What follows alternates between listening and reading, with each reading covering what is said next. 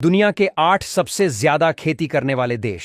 Number 1 America. America खेती के मामले में सबसे पहले नंबर पर आता है। बता दें कि यहाँ के लोग खास टेक्नोलॉजी और अत्याधुनिक मशीनों का इस्तेमाल करके गन्ना, आलू, चुकंदर, केले और गेहूं की खेती करते हैं। यहाँ के लोग हाईटेक मशीनों का इस्तेमाल करते हैं। यही वजह है कि यहाँ मक्के का सबसे ज्यादा उत्पादन होता है। वही गेहूं की खेती के लिए ये देश दुनिया में तीसरे नंबर पर आता है। नंबर 2 चीन। चीन अपनी टेक्नोलॉजी के साथ साथ खेती के लिए भी पूरी दुनिया में जाना जाता है। चीन दुनिया में सबसे ज्यादा अनाज, सब्जियां और फल उगाने वाला देश है। यहाँ जिस भी चीजों की खेती होती है उससे सबसे ज्यादा खपत चीन में ही होती है। चीन ने खेती के लिए एक बेहतरीन सिस्टम तैयार किया है, जहाँ कृषि विभाग के लोग किसानों को ट्रेनिंग देते हैं और फसल को बेहतर बनाने की कोशिश करते हैं। चीन को चावल का सबसे बड़ा उत्पादक देश माना जाता है। यहाँ सोयाबीन, ज्वार, गेहूं, बाजरा और मक्का की भी खेती होती है। Number 3 Brazil. बता दें कि ब्राजील भी भारत की तरह एक कृषि प्रधान देश है। यहाँ की 41% जमीन पर खेती होती है। बता दें कि ब्राजील में शकरकंद, मक्का, मूंगफली, तंबाकू जैसी कई सारी फसलें उगाई जाती हैं। ब्राजील को सोयाबीन का सबसे बड़ा उत्पादक देश माना जाता है। बता दें कि ब्राजील के किसान काफी अमीर माने जाते हैं। यहाँ संतरे, अनानास, पपीता और नारियल जैसी फसलें भी बड़ी मात्रा में उगाई जाती है। ब्राजील काफी बड़े पैमाने पर अपनी पैदावार का निर्यात करता है। नंबर 4